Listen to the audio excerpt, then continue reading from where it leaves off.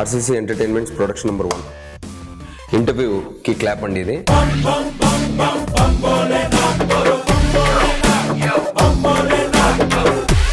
Bambolinath is an unexpected script for me in my career.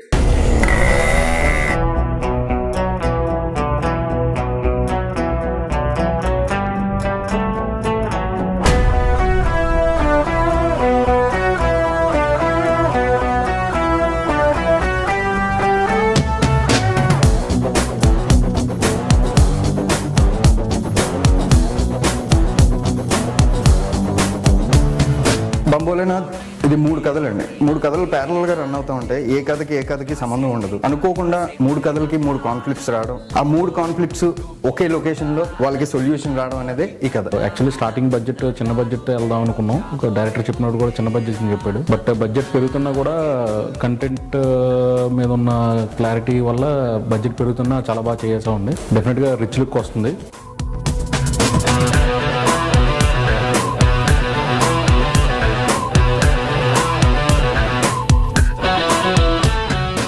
Super ఫాస్ట్గా ఈ మూవీని మేము ఫినిష్ చేసాము అంటే because every member in RCC ఎంటర్టైన్మెంట్స్లో ఉన్న ప్రతి ఒక్కళ్ళు దీన్ని చాలా స్పోర్టివ్గా తీసుకున్నాం. ఆ డైరెక్టర్ కొంచెం సాడిజం ఉందండి ఆయనకు. రోజు ఏంటంటే కంటిన్యూస్ 36 అవర్స్ పని మొత్తం మీ కథ గురించి మా కథ గురించి ఏం చెప్తా? మీ కథ గురించి నువ్వు చెప్పుకో తప్ప వెంటనే లైన్ చేయను. బ్యాడ్ ఫుల్ టైం ఇవ్వాలి.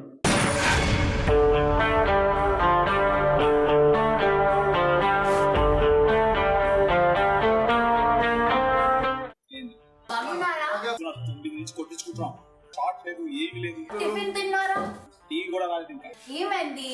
చిరాక వద్ద బెల్టలు ఎక్కుతుంది. నేను అన్నిస్తావా? నిజంగా కొన్ని సందర్భాల్లో ఆడి మీద చాలా చిరాకు వచ్చేసింది. ఇప్పుడు ఈ అవసరమా ఇది? ఎందుకంటే ఆ క్యారెక్టర్ అలాంటి చిరాకైన క్యారెక్టర్.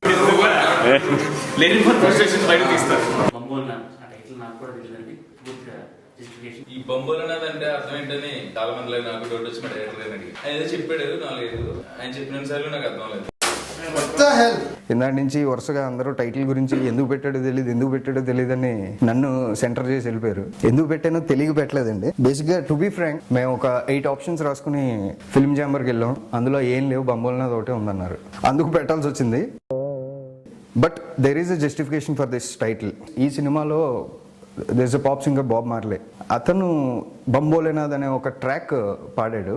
ఆ పాటకు సంబంధించి ఈ సినిమాలో ఒక 15 minutes ఎంటర్టైన్మెంట్ ఉంటుంది.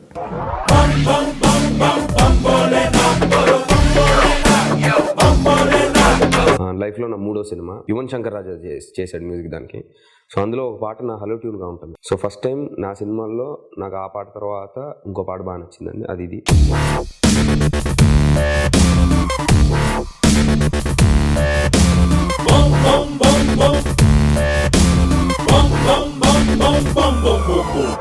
ఒక ఇంట్రెస్టింగ్ క్యారెక్టర్. ఆయన అంటే నాకు చాలా ఇష్టం. ఆయన యాక్టింగ్ అంటే నాకు ఇష్టం. హలో నవదీప్ అంటే షూటింగ్ జరిగేటప్పుడు ఐస్ టు సీ హిమ్. అంటే మా ఇద్దరు కాంబినేషన్ చాలా ఎక్కువ జరగలేదు అన్నమాట. ఒకరోజు ఇద్దరు combination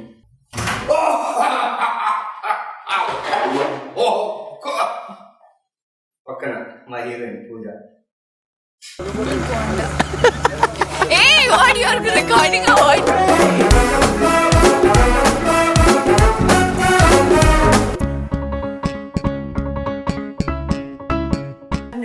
Very sweet, always there to help me with my dialogues, to explaining me the scene, to everything. Praveen తో వర్క్ చేసేటప్పుడు నాకు ఈ కామిక్ టైమింగ్ అనేది సూపర్ గా కరెక్ట్ అయింది. ప్రవీణ్ నాకు బాగా కుదిరింది. కొన్నిసార్లు నాకు డైరెక్ట్ పంచ్ కూడా వేసాడు. సూపర్ అయినా నేను చెప్తాను ఏంటో వెళ్ళిపోండి రికార్డింగా ఒకసారి సార్ నా క్యారెక్టర్ వల్ల సినిమా ఎట్ వెళ్తాండి ఎట్ వెళ్తా